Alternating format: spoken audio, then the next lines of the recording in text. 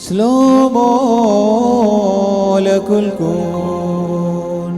ദൈവമായ കർത്താവ് നിന്റെ ആത്മാവോടുകൂടി ഞങ്ങളെയും യോഗ്യതയുള്ളവരാക്കട്ടെ.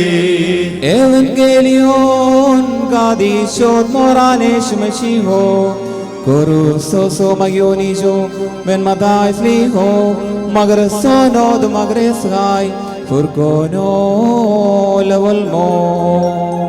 വന്നവനും പരിപാലിക്കുന്നതിനുമായവൻ വാഴ്ത്തപ്പെട്ടവനാകുന്നു.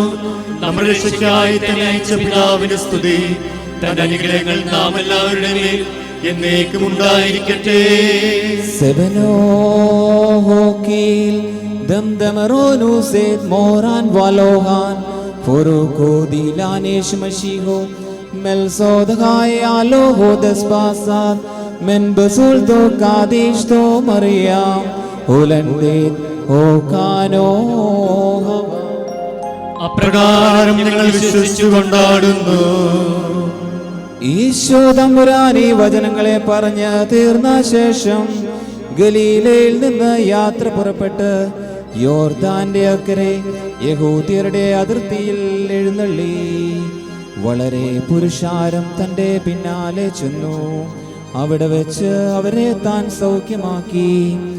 പരീശന്മാർ അവന്റെ അടുക്കൽ വന്ന് അവനെ പരീക്ഷിച്ചുകൊണ്ട് യാതൊരു കാരണത്താലെങ്കിലും ഒരുത്തന് തന്റെ ഭാര്യ ഉപേക്ഷിപ്പാൻ ന്യായമാകുന്നുവോ എന്ന് ചോദിച്ചു.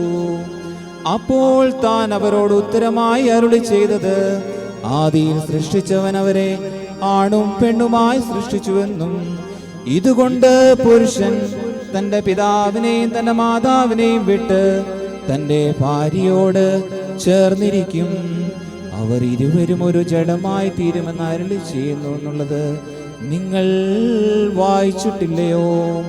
ആകയാൽ അവർ രണ്ടല്ല ഒരു ശരീരമത്രേ. അതുകൊണ്ട് ദൈവം കൂട്ടിച്ചേർത്തതിനെ മനുഷ്യൻ വേർപിരിക്കരുത്. ശ്ലോമോ വുഷൈനോ ലകുൽകൂൻ. നിന്റെ ആത്മാവോടുകൂടി ഉണ്ടായിരിക്കട്ടെ.